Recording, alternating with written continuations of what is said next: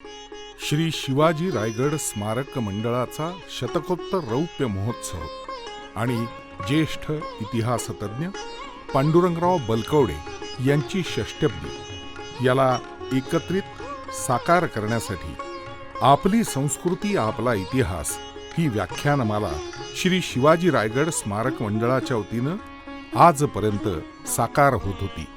त्यातलं हे समारोपाचं 60वं पुष्प. पराकोटीची असहिष्णुता आणि अत्याचार हिंदू समाज सहन करत होता. कुराणानं इस्लामचा स्वीकार अथवा मृत्यू हे दोनच पर्याय ठेवले होते.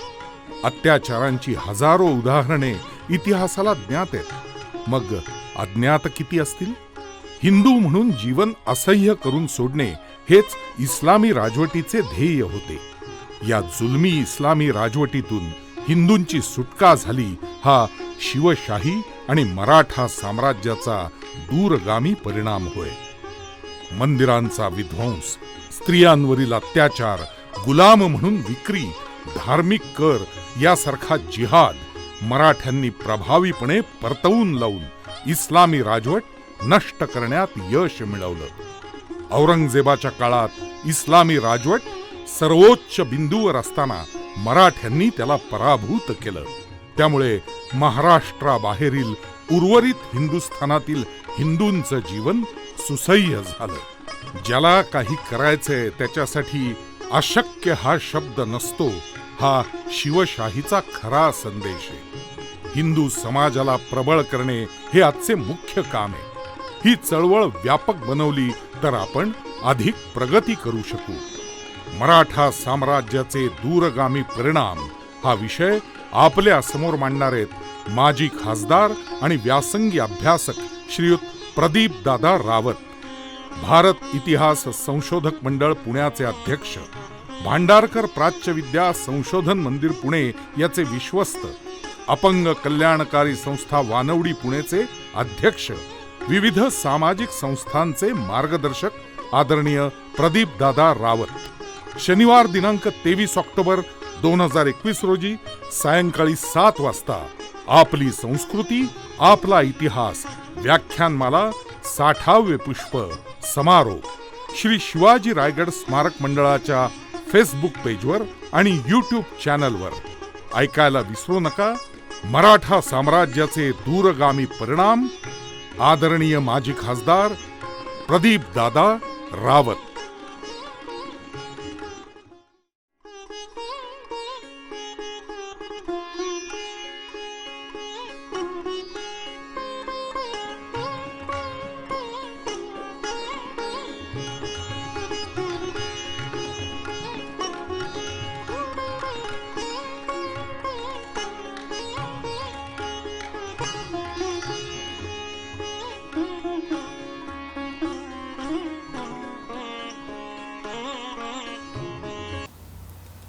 नमस्कार.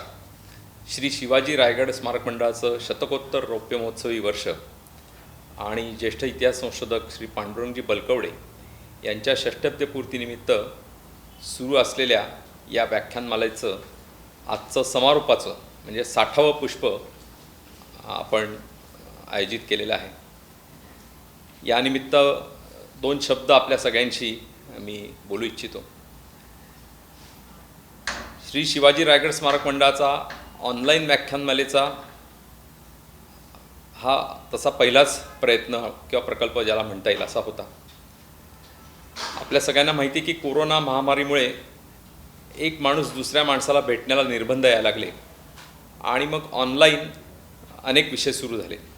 व्याख्यानंही ऑनलाईन आयोजित करता येऊ लागली आणि म्हणून श्री शिवाजी रायगड स्मारक मंडळाने हाच विचार करून ही व्याख्यानमाला आयोजित केली होती. या व्याख्यानमालेच्या आयोजनासाठी सर्वप्रथम श्री पांडुरंगजी बलकवडे यांनी संमती दिली आणि त्यामुळे ही 60 व्याख्यानं झाली. याबद्दल मी त्यांचे आभार मानतो.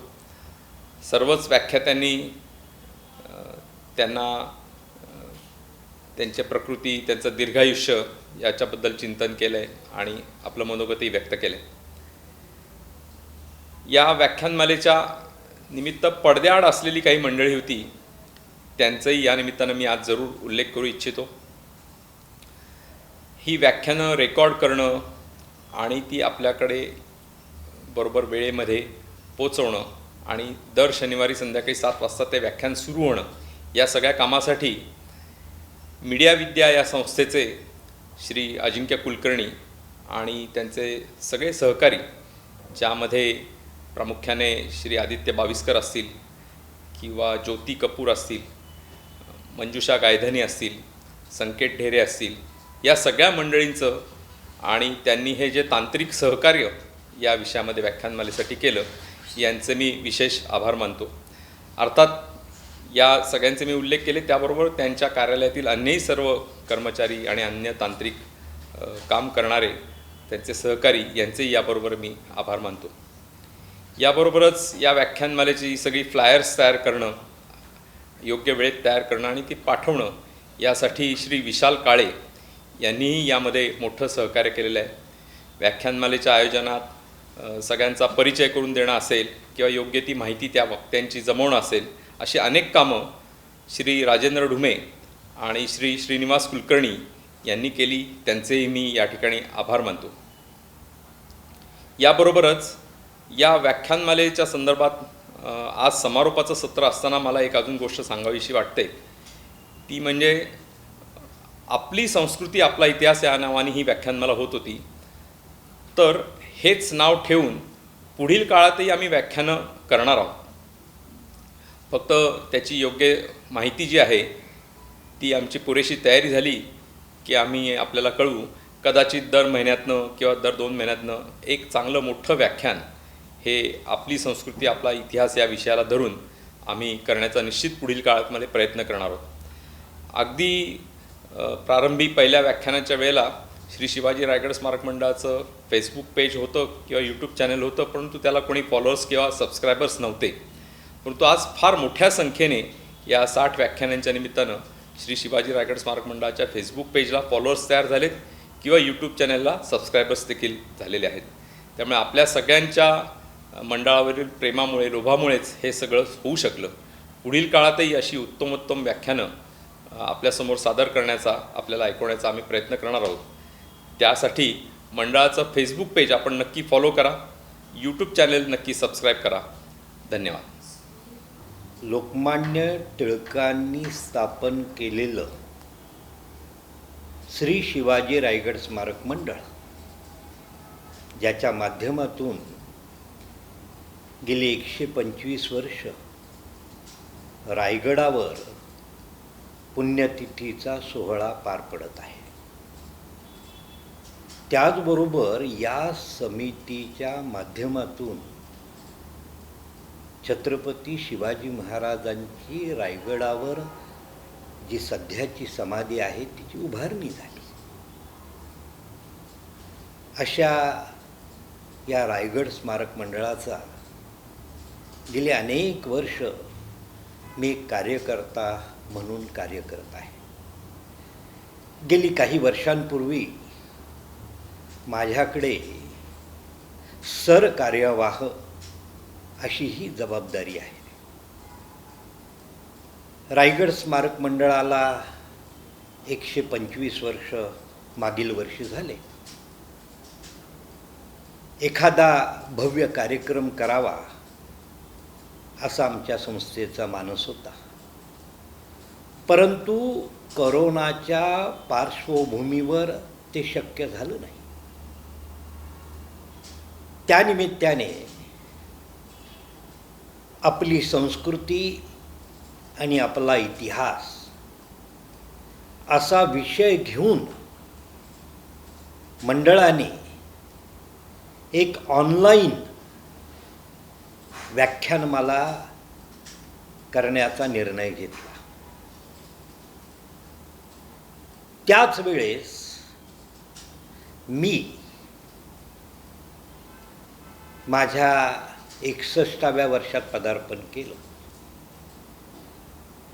सदन कमांड म्हणजे दक्षिण कमांड मुख्यालयामध्ये 40 वर्ष केलेल्या सेवेनंतर मी निवृत्त झालो आणि माझ्या एका नव्या जीवनाला सुरुवात झाली. मी गेली 40-50 वर्ष जी काही दुर्ग भ्रमंती केली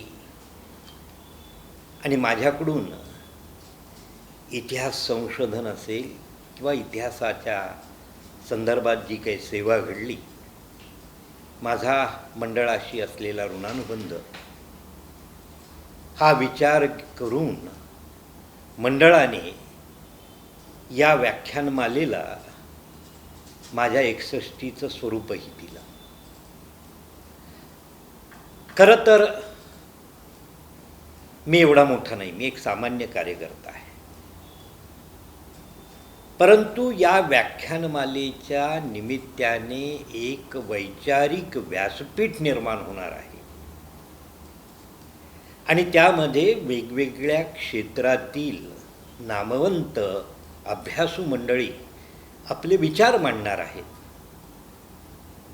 त्या कोरोनाच्या महासंकटाच्या काळामध्ये सामान्य लोकांना ही व्याख्यानमाला म्हणजे एक प्रकारची पर्वणी होती. म्हणूनच मीही या गोष्टीला मान्यता दिली. या निमित्ताने मी जो काही माझ्या नावाचा यामध्ये सहभाग झाला, एक प्रकारे खरं तर मी एवढा मोठा नाही आहे, परंतु हा एक प्रकारचा गौरव आहे असं म्हणतो. यामुळे माझ्यावर खरं तर फार मोठ्या भविष्यातील कार्याची जबाबदारी आहे असं म्हटलं तर वावगं ठरणार नाही. याही पुढच्या काळामध्ये मी श्री शिवाजी रायगड स्मारक मंडळ असेल, भारत इतिहास संशोधक मंडळ असेल किंवा ज्या ज्या संस्थांशी मी जोडला गेलेलो आहे त्याचं कार्य यापुढंही अविरतपणाने करण्याची या निमित्ताने मी आपल्याला एक हमी देतो. या व्याख्यानमालेमध्ये अनेक मंडळींनी फार मोठे श्रम घेतलेले आहेत. श्री शिवाजी रायगड स्मारक मंडळाचे अध्यक्ष रघुजीराजे अंगरे, आमच्या रायगड स्मारक मंडळाचे कार्यवाह सुधीरजी थोरात, राजेंद्रजी ढुमे, संदीपजी तापकीर, राहुलजी सोलापूरकर, अशी अनेक मंडळी गेली वर्षभर या व्याख्यानमालेसाठी अविरत प्रयत्न करत आहेत. महाराष्ट्रातील, देशातील मोठे अभ्यासू वक्ते, त्यांच्याशी संपर्क साधायचा, त्यांना या व्याख्यानमालेमध्ये व्याख्यान देण्यासाठी त्यांचा होकार मिळवायचा, या व्याख्यानमालेमध्ये त्यांना व्याख्यानासाठी सर्व तयारी करायची, ही फार एक क्लिष्ट अवघड अशी ही प्रक्रिया होती. परंतु हे कार्यकर्ते असल्यामुळे, हाडाचे कार्यकर्ते असल्यामुळे ते ही व्याख्यानमाला पूर्णत्वाला नेऊ शकले. आजचं हे 60वं व्याख्यान आहे. हे समारोपाचं व्याख्यान आहे. या व्याख्यानामध्ये मंडळाच्या वतीने पुण्याचे माजी खासदार, ज्येष्ठ विचारवंत, आमचे मार्गदर्शक प्रदीपदादा रावत हे आपल्याशी संवाद साधणार आहे. मी स्वतःला खूप भाग्यवंत समजतो. मी मंडळाचा शतशः ऋणी आहे. मी अशी आज आपल्यासमोर हमी देतो की मी याही पुढच्या काळामध्ये माझा जास्तीत जास्त वेळ या मंडळाच्या कार्यासाठी देईल माझ्या जीवनामध्ये जे काही सार्वजनिक जीवनातलं कार्य असेल किंवा इतिहास क्षेत्रामध्ये संशोधन अभ्यास या क्षेत्रातलं जे कार्य असेल किंवा ज्या दुर्ग भ्रमंती किंवा दुर्ग अभ्यास क्षेत्रातलं जे कार्य असेल ते ह्याही पुढच्या काळामध्ये माझ्याकडून अशाच पद्धतीने पार पडत राहो अशी मी आई तुळजाभवानीकडे मागणी करतो.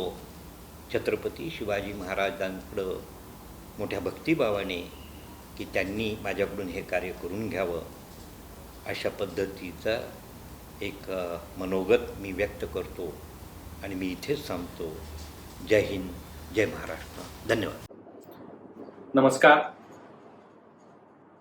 आपली संस्कृती आपला इतिहास या श्री शिवाजी रायगड स्मारक मंडळ आणि पांडुरंग बलकवडे यांच्या षष्टब्दी पूर्ती निमित्त गेले वर्षभर सुरू असलेल्या व्याख्यानमालेच्या समारोपाच्या व्याख्यानात आपलं सहर्ष स्वागत. आज या समारोपाच्या व्याख्यानमालेमधील शेवटच्या पुष्पामध्ये जे व्याख्याते आहेत त्यांचा परिचय करून मी देणार आहे. या व्याख्यानाचा विषय हा मराठ्यांच्या साम्राज्याचे भारतावर झालेले दूरगामी परिणाम हा आहे आणि हे व्याख्यान आपल्या समोर व्यासंगी अभ्यासक आणि एक विचारवंत म्हणून आपणा सर्वांना सुपरिचित असलेले प्रदीप दादा रावत हे देणार आहेत. प्रदीप दादा रावत आपल्या तरुण वयातच रासव संघाचे स्वयंसेवक म्हणून अनेक जबाबदाऱ्या त्यांनी पार पाडल्या. त्यानंतर भारतीय जनता पार्टीमध्ये विविध पदांवर काम करत ते पुणे लोकसभा मतदारसंघाचे 2000 ते 2004 या काळात लोकसभेचे खासदार राहिले. त्यानंतर काही वर्षांपूर्वी ते नॅशनल शिपिंग बोर्ड या भारत सरकारच्या एका मोठ्या संस्थेचे अध्यक्ष म्हणून त्यांनी काम पाहिलं. आजही ते भारत इतिहास संशोधक मंडळ या अतिशय प्राचीन पण महत्वाच्या अशा संस्थेचे अध्यक्ष आहेत. भांडारकर प्राच्य विद्या संशोधन मंदिर या संस्थेचे विश्वस्त आहेत. अपंग कल्याणकारी संस्था या सामाजिक संस्थे देखील ते अध्यक्ष आहेत आणि अशा अनेक संस्थांचे ते आधारस्तंभ देखील आहेत ज्यातून ते समाजासाठी आपलं योगदान देत आहेत.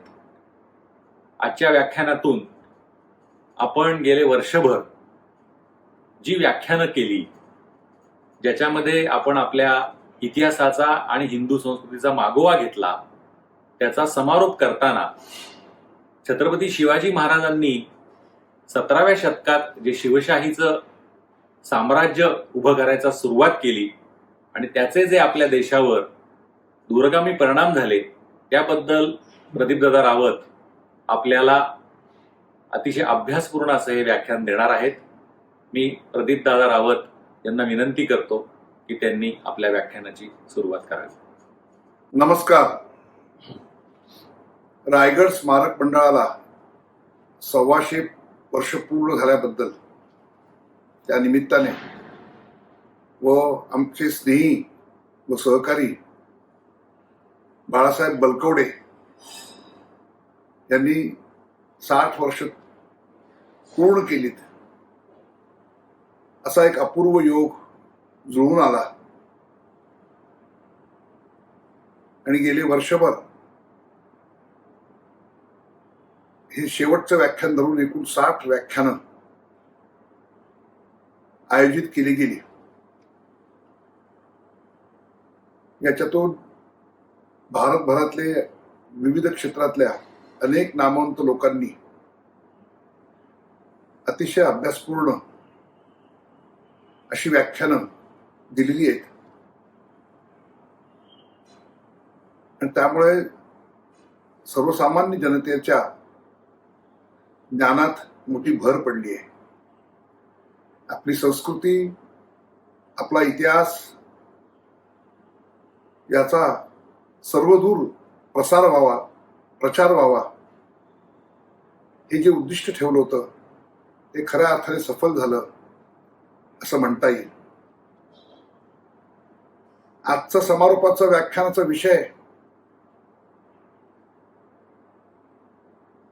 छत्रपती शिवाजी महाराजांनी जी शिवशाही स्थापन केली त्या शिवशाहीचा एकंदरीत भारताच्या भवितव्यावरती काय परिणाम झाला याचा एक आढावा आपण घेणार आहोत. पहिल्यांदाच मी आपल्याला सांगतो की गजाननराव मेहेंदळे यांची ही जी छोटी पुस्तिका आहे, छत्रपती शिवाजी महाराज झाले नसते तर, ही आपण आवर्जून वाचावी. तसंच याच विषयाचं त्यांचं व्याख्यान आपल्या रायगड स्मारक मंडळाच्या लिंकवरती आहे, तेही आवर्जून ऐकावं. कारण अत्यंत समर्पकरित्या खरोखरच महाराज झाले नसते, महाराजांनी स्थापन केलेली या शिवशाहीने 18वं शतक ज्या प्रकाराने घडवलं, त्यामुळंच आज आपण असं म्हणू शकतो की 47 साली देशाची फाळणी झाली, त्यावेळेला बहुसंख्य हिंदू असणारा हा हिंदुस्थान जगाच्या नकाशावर आपल्याला जो दिसतोय, हा या शिवशाहीचा दूरगामी परिणाम आहे. आपण एक लक्षात घेतलं पाहिजे की कित्येक वेळेला काही परिणाम खूप काळ गेल्यानंतर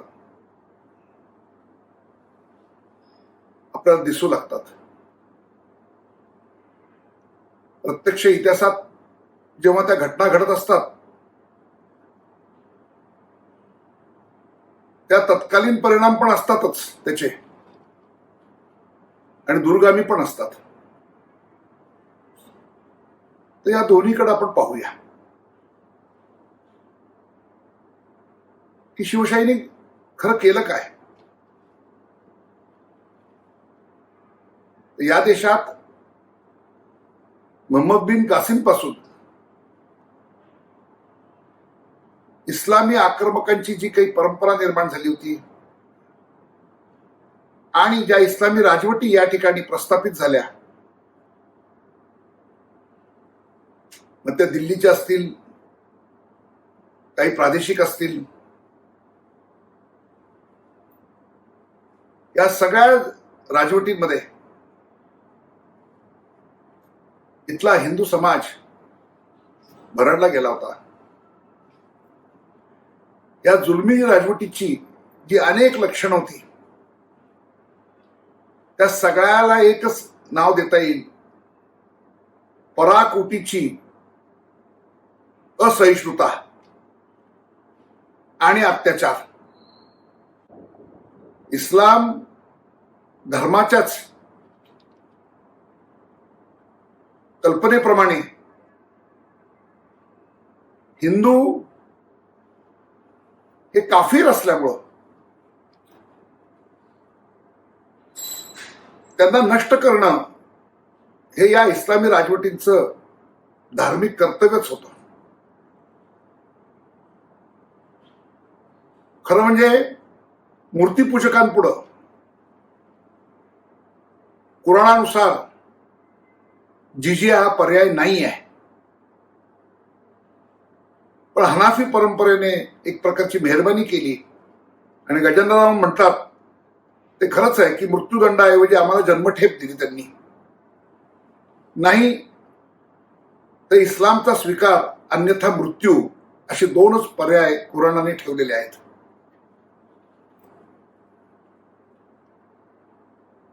तर याच्या लक्षणांमध्ये या पुस्तकात तुम्ही पाहालच की एक प्रमुख लक्षण की हिंदूंवर लादलेल्या गुलामगिरीचं की त्यांच्यावरती हा जो धार्मिक कर होता तो इतका जुलमी होता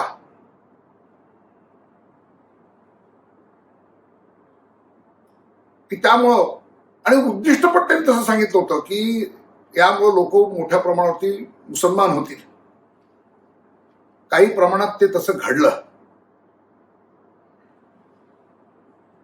दुसरं जे लक्षण होतं त्यांचं की या सगळ्या आक्रमकांनी, राजवटींनी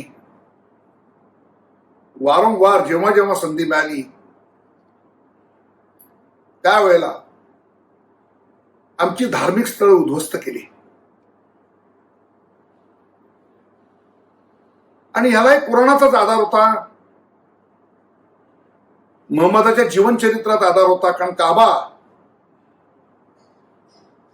ताब्यात आल्यानंतर तिथल्या 360 मूर्त्या महम्मदाने त्या अड्डेवरून फोडण्यात आल्या. स्वतः महम्मदाने पण त्या फोडल्या आणि अरबस्थानातल्या एकूण सर्व मूर्त्या त्यांनी फोडून टाकल्या. आपल्या देशामध्ये देखील हे मूर्तिभंजनाचं कार्य हे शेकडो वर्ष या इस्लामी राजवटींनी चालवलं आणि हिंदूंना पवित्र असणारी असंख्य छोटी मोठी हजारो आणि लाखात देवळं भ्रष्ट करण्यात आली. प्रचंड प्रमाणावरती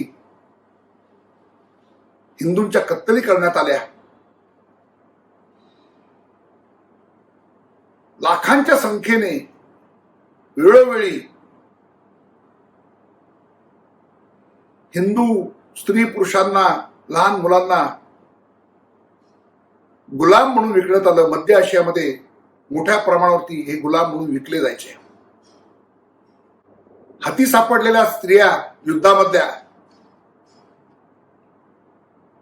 यांना बळजबरीने या सुलतानांच्या जनानखान्यात भरती केलं जायचं,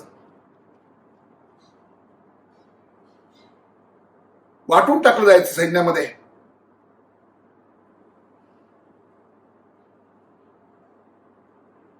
आणि याची तुरळक उदाहरणं नाही,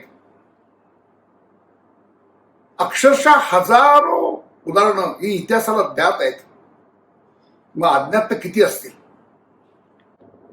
हिंदू म्हणून जीवन असह्य करून सोडणं हे या सर्व इस्लामी राजवटींचं धोरण होतं. रयत बंड करायची त्याची भरपूर उदाहरणं इतिहासाला माहिती आहेत.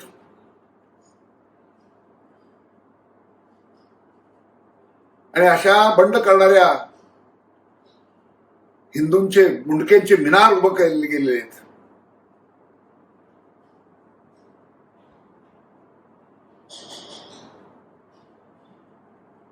या सगळ्या इस्लामी राजवटीच्या जुलमापासून हिंदू समाजाची सुटका झाली ती प्रामुख्याने शिवशाहीमुळं. हा सगळ्यात महत्वाचा दुर्गामी परिणाम आहे. ह्या जुलमी इस्लामी राजवटी नष्ट केल्या तरच हिंदूंना पुन्हा एकदा सन्मानाने जगता येईल.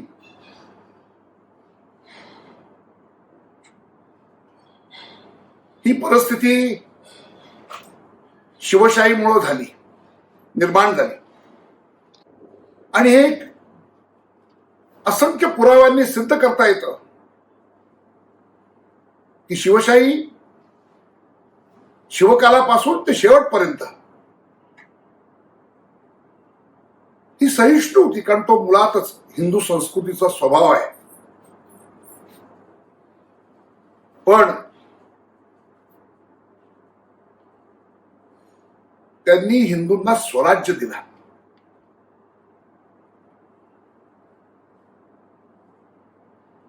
मंदिरांचा ध्वंस थांबला.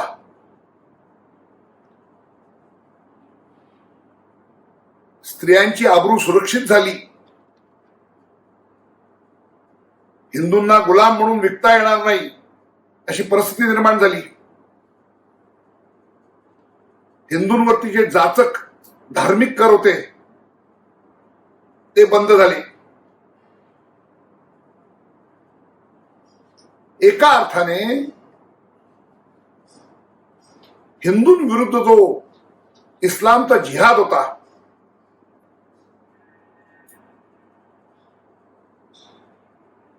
तो जिहाद अत्यंत प्रभावीपणाने परतून लावून या सगळ्या राजवटी नष्ट करण्यात मराठ्यांना यश आलं. मी जेव्हा मराठे म्हणतो तर ते जातीवाचक नसून ते मराठी समाजाचं मी वर्णन करतोय. मराठ्यांचा जो संघर्ष झाला तो औरंगजेबाशी. भारताच्या इतिहासामध्ये जेवढ्या इस्लामी राजवटी झाल्या आणि त्यांचे राज्यकर्ते झाले त्यातला सगळ्यात प्रभावी शासक, सगळ्यात निपुण सेनापती हा औरंगजेब होता. आणि इतकं मोठी इस्लामी राजवट भारताने पाहिलीच नव्हती. अशा शक्तिमान औरंगजेबाला पराभूत केलं हे अभूतपूर्व कार्य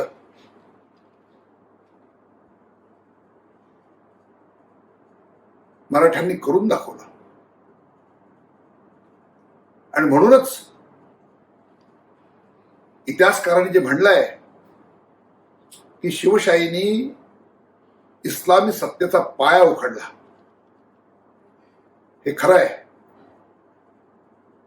म्हणजे कित्येक वेळा असं घडतं की एखादं मोठं साम्राज्य असतं आणि नंतर त्याची ताकद क्षीण झालेली असते आणि त्या क्षीण अवस्थेमध्ये त्याचा पराभव करणं ही वेगळी गोष्ट आहे. पण जेव्हा ते उत्कर्षाच्या बिंदूवर असतं,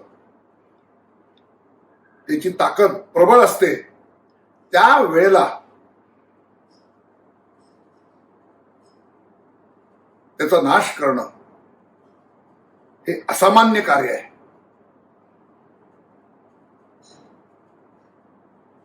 तर हे खऱ्या अर्थाने या मराठी राज्याचं योगदान आहे.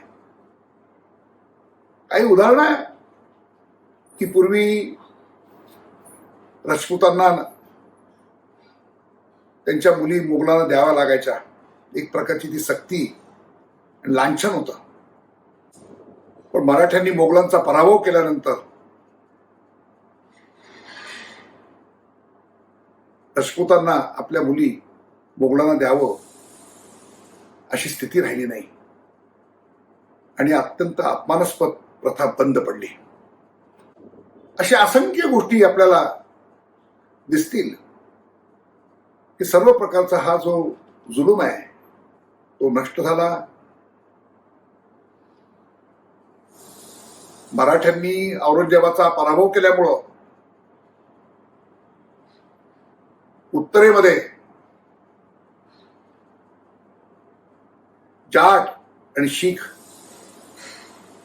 यांना वाव मिळाला की ते पुढे आपलं राज्य प्रस्थापित करू शकतील.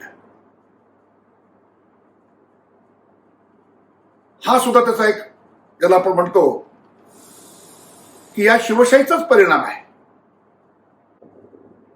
मराठ्यांनी हे जे एवढं मोठं साम्राज्य उभं केलं,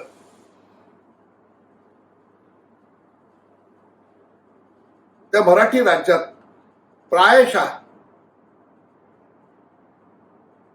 जी जनतेला अधिक चांगले दिवस आले ही वस्तुस्थिती आहे.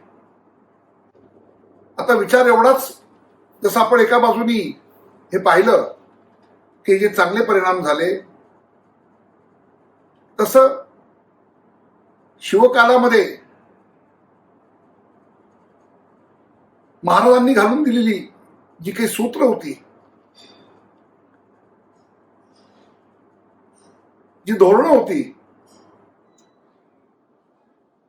ती पुढे जेव्हा औरंगजेबाशी अस्तित्वाचा संघर्ष सुरू झाला त्यावेळेला काही प्रमाणामध्ये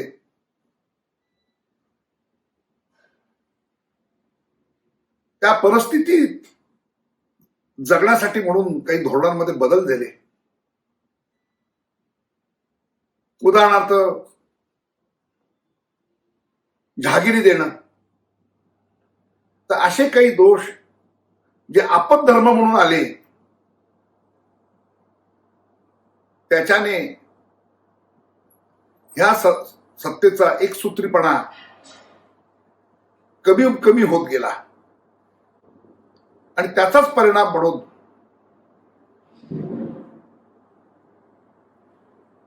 एकोणविसाव्या शतकाच्या उंबरठ्यापर्यंत हे एवढं मोठं मराठी साम्राज्य जे भारताच्या नकाशावर दिसत होतं, ते पुढच्या एका दशकात नाहीसं झाल्यासारखं दिसतं. तर सगळ्या अभ्यासकांनी याचा विचार केला पाहिजे की असं का घडलं.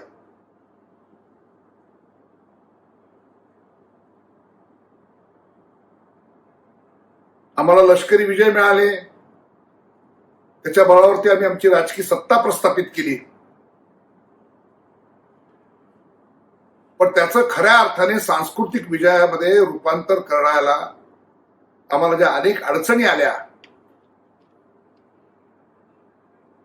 त्यातली एक म्हणजे आपल्या व्यवस्थेमध्येच आम्ही मुलूक जरी परत घेतले तरी यामधल्या असंख्य आक्रमणांमुळं आमचे जे भाईबंद ज्यांचं मोठ्या प्रमाणात धर्मांतर झालं होतं, जुलमाने प्रामुख्याने, तर त्यांना परत आणण्याची प्रक्रिया काही आपण करू शकलो नाही आणि त्याचा परिणाम म्हणून आज आपल्याला भारतीय उपखंडामध्ये पाकिस्तान आणि बांगलादेश हे दिसत आहेत.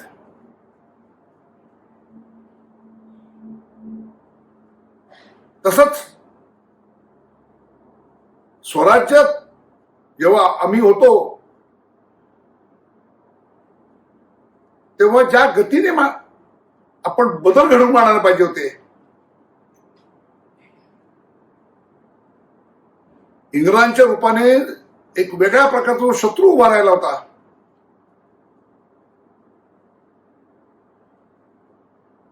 त्या शत्रूला परास्त करू शकेल अशा प्रकारचे बदल घडून आणण्यामध्ये आम्हाला अपयश आलं. मी नेहमीच म्हणतो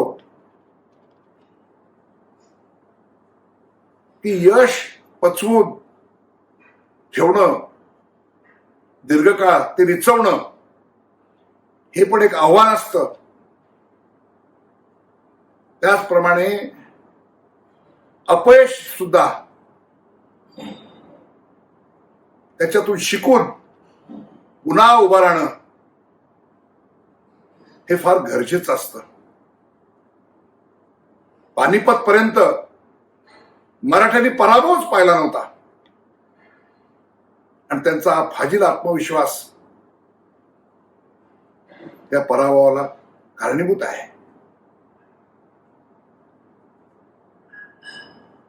संपूर्ण मराठी सत्तेची पूर्ण ताकद, ज्याला पंच म्हणतो आपण, तो कधीच निर्माण होऊ शकला नाही.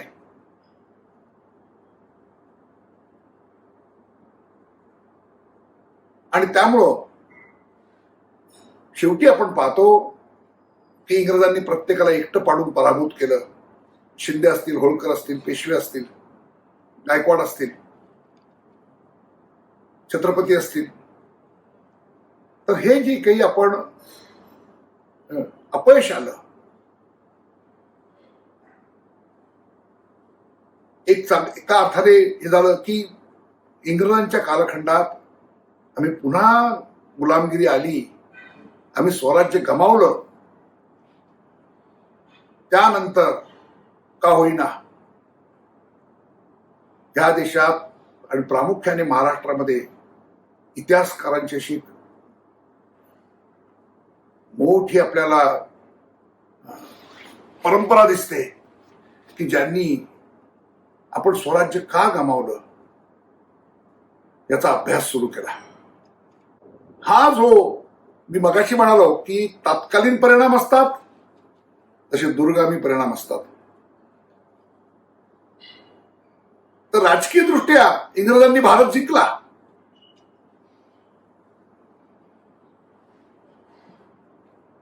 पण या इतिहासकारांनी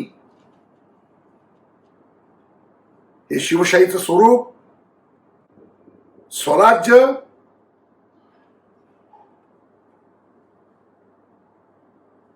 त्या स्वराज्यामधून आम्ही काय कमावलं आणि स्वराज्य केल्यामुळे आम्ही काय गमावलं, ह्या सगळ्याचं मंथन सुरू केलं.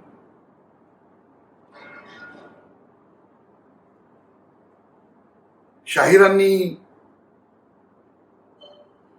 कथा कादंबरीकारांनी ती शिवशाही आपल्या कल्पनासृष्टीने परत एकदा जिवंत केली.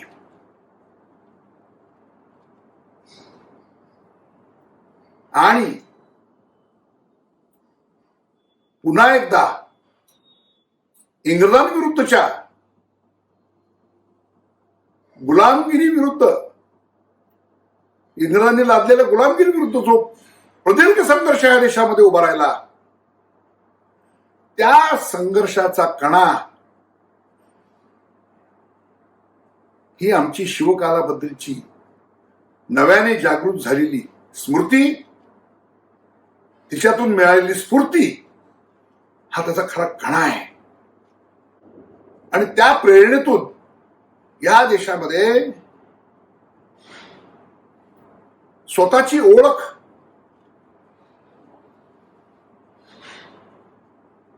प्राचीन काळापासूनची आणि ही सगळी ज्यांनी पुन्हा आम्हाला मिळवून दिली होती, त्या शिवाजी महाराजांबद्दल भारतभर, केवळ महाराष्ट्रातच नाही, बंगालपासून सर्वत्र, दक्षिण भारतापासून हे आमचे राष्ट्रपुरुष होते. ही भावना हिंदूंमध्ये निर्माण झाली. तर हा इंग्रजांच्या काळातलं जे हिंदूंचं प्रबोधन युग आहे,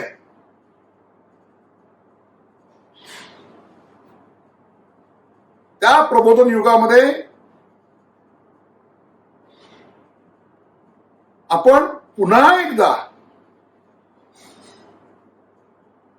स्वराज्य मिळवलं पाहिजे. ते मिळवू शकतो, ते अशक्यप्राय नाही, हे आम्हाला शिवशाहीने शिकवलं. कारण शिवशाहीने इतिहासामध्ये असं कार्य केलं होतं की जगभर जिथे जिथे इस्लाम गेला तिथल्या तिथल्या सर्व प्राचीन संस्कृतीचा त्यांनी नाश केला. तिथली सर्व जनता इस्लाम धर्मीय बनली. पण भारतामध्ये मात्र 8व्या शतकापासून 18व्या शतकापर्यंत शेकडो वर्ष संघर्ष चालू राहिला होता. शिवशाहीपूर्वी असे काही प्रसंग होते, आपल्या डोळ्यासमोर होते. त्यात विजयनगर त्यांचं फार मोलाचं कार्य आहे की दक्षिण भारतामध्ये दीर्घकाळ त्यांनी ही इस्लामची वावटळ रोखून धरली होती. महाराणा प्रतापाने मेवाड पुरतं का होईना आसाममध्ये रोखून धरली गेली. पण हे जे मर्यादित प्रयत्न होते त्याच्यावरती कळस चढवला होता तो शिवशाहीने. आणि शिवशाहीचाच ज्याला आपण म्हणतो परिणाम म्हणून उत्तर भारतामध्ये शिखांचं साम्राज्य उभं राहिलं. या सगळ्याच मुळं आम्ही पुन्हा एकदा शासनकर्ती जमात होऊ शकतो. आणि शिवशाहीने आम्हाला दाखवून दिलं होतं की इतिहासातून जे कालचक्र आहे ते पूर्ण विरुद्ध होतं की आता हिंदुस्थानामध्ये हिंदू संस्कृतीचा पूर्ण नाश होणार, त्याची ओळख पुसली जाईल. पण शिवशाहीने दाखवून दिलं की हे कालचक्र उलट फिरवता येतं. त्यामुळे त्यांनी पुढच्या भावी पिढ्यांपुढं इतिहासाचा एक आदर्श निर्माण केला की आपापल्या पिढीपुढं जे जे आव्हान असेल ते आव्हान कित्येक वेळेला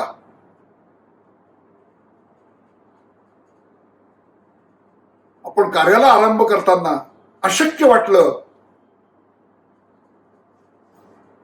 तर ते शक्यतेच्या कुटीत आणता येतं. नथिंग इज इम्पॉसिबल हा शिवशाहीचा खरा संदेश आहे की जगाच्या इतिहासामध्ये असं उदाहरणच नाही की भारत इस्लाममय करण्याचं हे जे इतिहासाचं कालचक्र होतं ते शिवशाहीने परतून लावलं. आणि हा इतिहासातनं मिळालेला धडा हा या देशामध्ये इंग्रजांच्या काळामध्ये जी राष्ट्रीय चळवळ उभी राहिली, जे सांस्कृतिक उत्थान घडलं, जे प्रबोधन आणि परिवर्तन घडलं,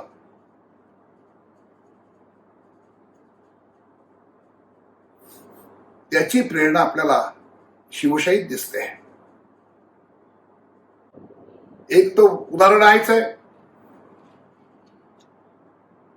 की मोठ्या भूभागावरती हिंदू बहुसंख्याक राहिले आणि त्यामुळे 47 साली हिंदूंना आपल्या कल्पनेप्रमाणे भविष्याची वाटचाल करण्यासाठी म्हणून स्वातंत्र्य मिळालं. हे हिंदू जर बहुसंख्य राहिले नसते तर हे स्वातंत्र्य आम्हाला मिळालंच नसतं. आज आपण भारतीय संविधान जे आणलंय ते हिंदू या देशामध्ये शिवशाहीमुळं बहुसंख्य राहिले, त्यामुळंच आपल्या कल्पनेप्रमाणे हे संविधान आम्ही आणू शकलो. आमच्या भविष्याची वाटचाल कशी करायची हे सगळं काही पुढं आम्हाला शक्य झालं ते त्याच्यामुळं. इंग्रज राजवटीमध्ये ब्रिटिश इंडिया आणि संस्थानिक इंडिया यातले बहुसंख्य संस्थानिक हिंदू का दिसतात, हा चमत्कार कसा घडला? हा शिवशाहीमुळे घडला होता.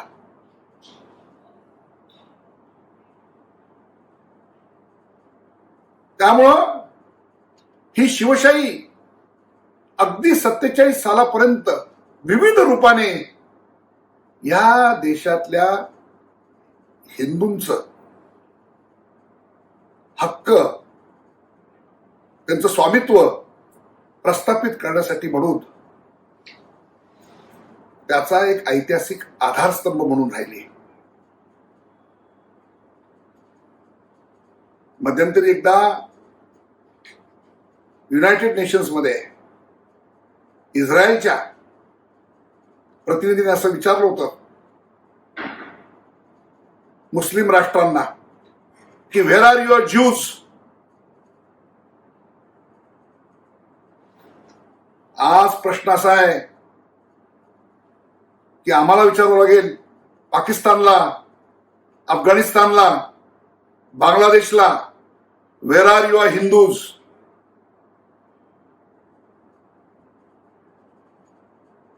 जिथपर्यंत शिवशाही पोचली नाही किंवा अल्पकाळच तिचा प्रभाव राहिला तिथे, त्या भागामध्ये हिंदूंचं अस्तित्व नष्ट झालेलं दिसतं आपल्याला. आजही आपण बघतो आहोत पाकिस्तानात काय परिस्थिती आहे.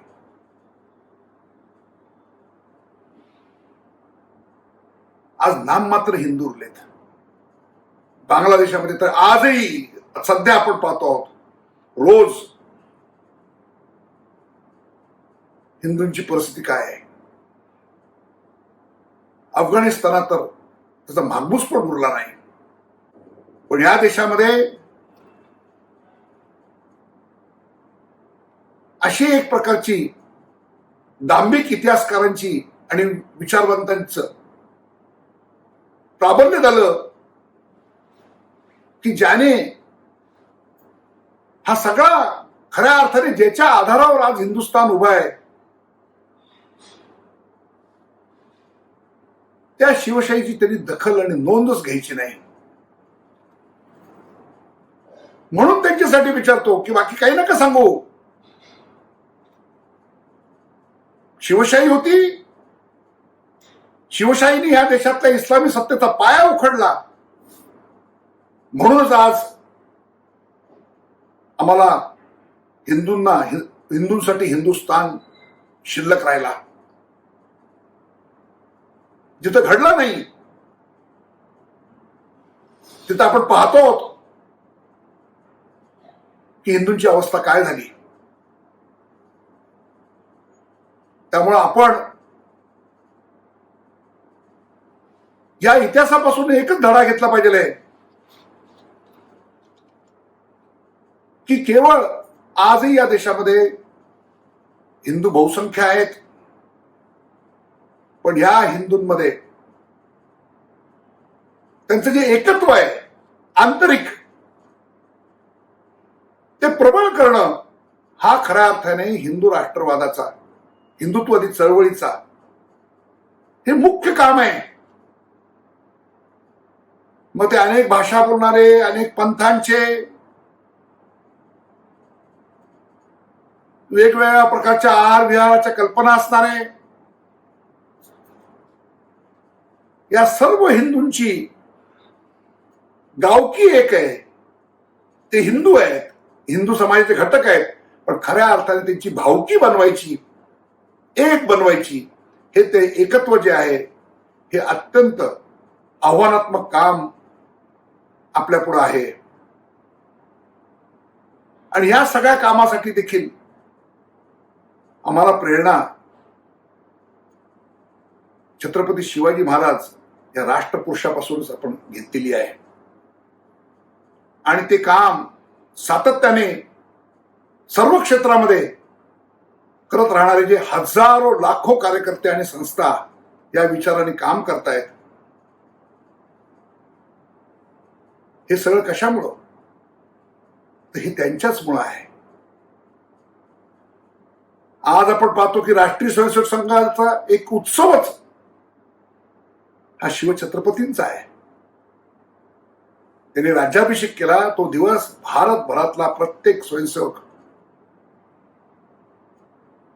साजरा करतो. संघाने स्थापनेपासून अथक प्रयत्न केलेले आहेत आणि आजही करतायत. ते म्हणजे हिंदूंमधलं हे एकत्व अधिक दृढ करायचं. आज ही चळवळ अत्यंत व्यापक बनवणं आणि समाजातल्या सर्व स्तरांपर्यंत अधिक खोल नेली, तर आज आपण पाहतो आहोत की आपण जी काही प्रगती केली याच्यापेक्षा आपण खूप अधिक प्रमाणात करू शकू. त्याच वेळेला हा अभ्यास होण्याची गरज आहे. त्या काळामध्ये शिवशाहीमध्ये असं वाटत होतं की जुलमी इस्लामी सत्ता नष्ट केली की प्रश्न संपला. नाही, राजवटी संपवल्या, धार्मिक जुलूम थांबले, हे खरं आहे.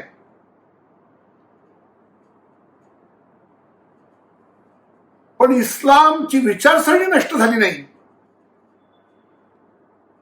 ती विचारसरणीनेच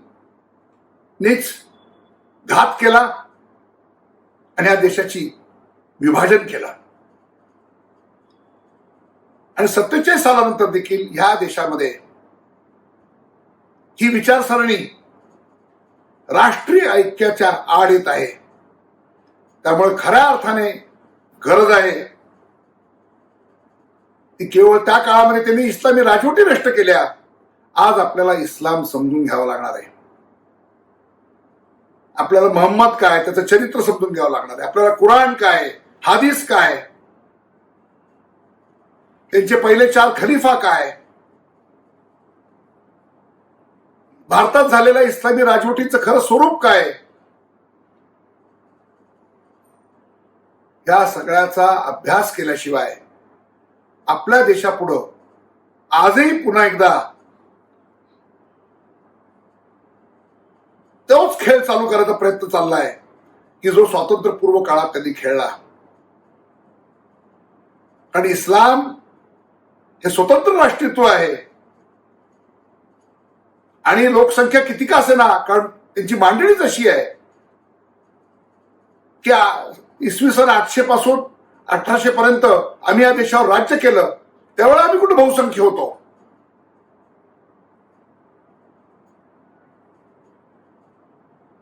तर या संपूर्ण किंवा पाकिस्तान, बांगलादेश नाही, संपूर्ण या अखंड भारताचे आम्ही मालक आहोत, राज्यकर्ते होतो, पुन्हा होणार, ही ती मानसिकता आहे. आणि ब्रिटिश काळामध्ये जो संघर्ष झाला तो हा अशा पद्धतीचा झाला की आमचं स्वतंत्र राष्ट्रीयत्व आहे आणि जर भारत अखंड राहायचा असेल तर राजकीय सत्तेत, लष्करात, प्रशासनामध्ये, न्याय व्यवस्थेमध्ये सर्वत्र हा 50% वाटा हा आमचा असला पाहिजे आहे.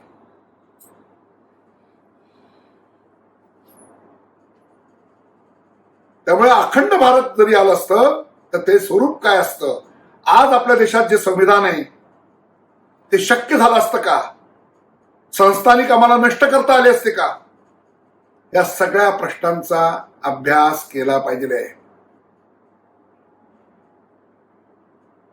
हिंदू मुस्लिम ऐक्याचं जे गारुड आहे,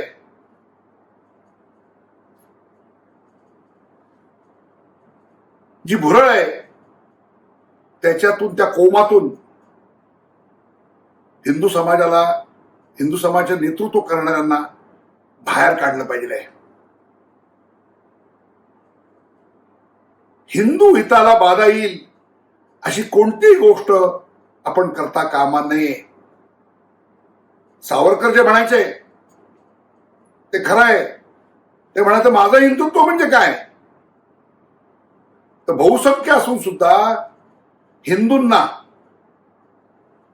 असे कोणतेही अधिकार, हक्क किंवा सवलत असता कामा नये की जी अल्पसंख्याकांना नाही. पण त्याचबरोबर अल्पसंख्याकांना असे कोणत्याही प्रकारचे हक्क, अधिकार, सवलत मिळणार नाही की जी बहुसंख्य असून देखील हिंदूंना नाही आहे. आम्ही खूप चांगल्या गोष्टी केल्या. आम्ही संस्थानिक नष्ट केले, भारताची संपूर्ण राज्यांची पुनर्रचना केली, स्वतंत्र मतदारसंघ काढून टाकले.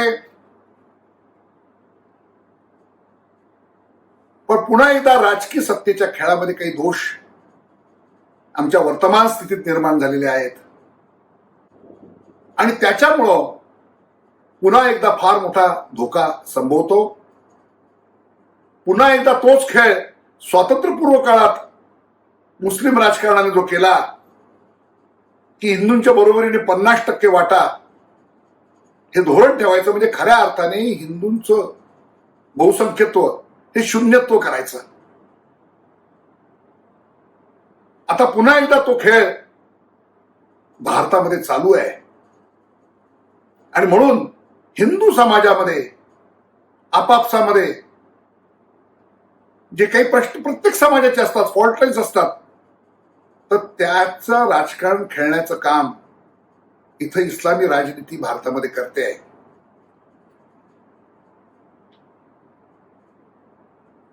भारत स्वतंत्र झाल्यानंतर देखील भारतातील सर्व ठिकाणचे हिंदू सुरक्षित आहेत का? मग ते का नाही आहेत? ते संरक्षण आपण त्यांना देऊ शकलो का?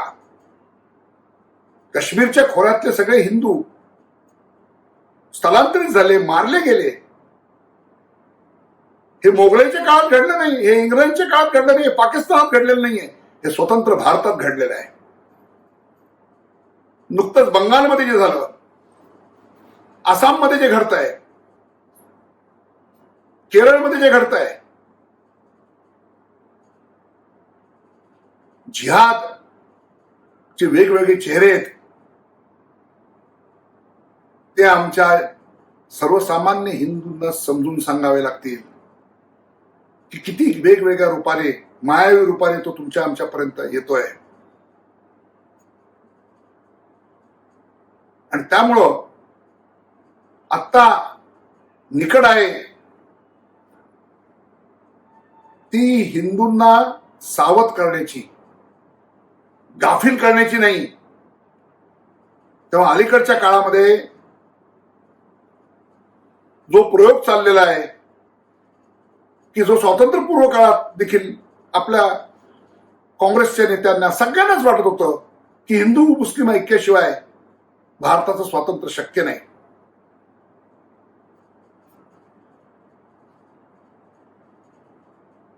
ते कोणत्या अटीवर करायचं, कोणत्या शर्तीवर करायचं, हिंदू हिताला बाधा येऊन करायचं का, याबद्दल अत्यंत अखंड सावधान राहणं आवश्यक आहे.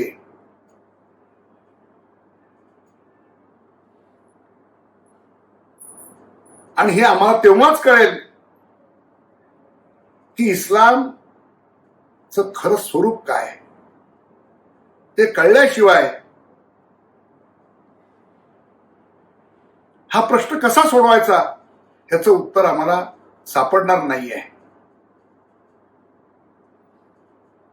हे मला वाटतं की आज जर आपण जर काही विचार मंथन करायचं असेल तर या प्राप्त परिस्थितीमध्ये आपल्याला सध्या आपल्या देशामध्ये त्याच्यावरती विचार मंथन चाललेलं आहे की कसं करायचं.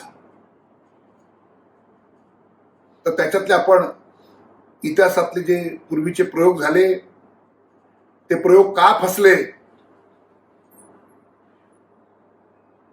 हे आपल्याला नीट समजून घ्यावं लागेल.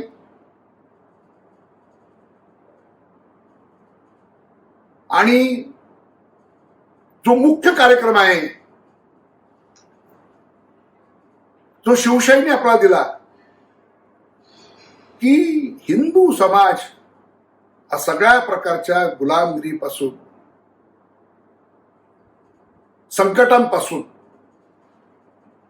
सतत मुक्त कसा राहील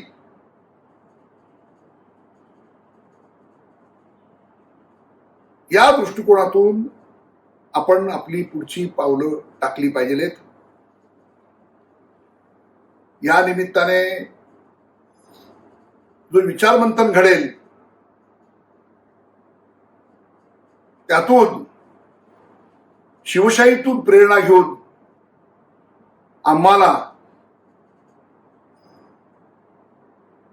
या सगळ्या आपल्या समोरची जी आव्हानं आहेत, संकट आहेत, त्यातून स्वतःला पार करण्याची शक्ती आणि दृष्टी मिळेल असा मला आत्मविश्वास वाटतो. धन्यवाद.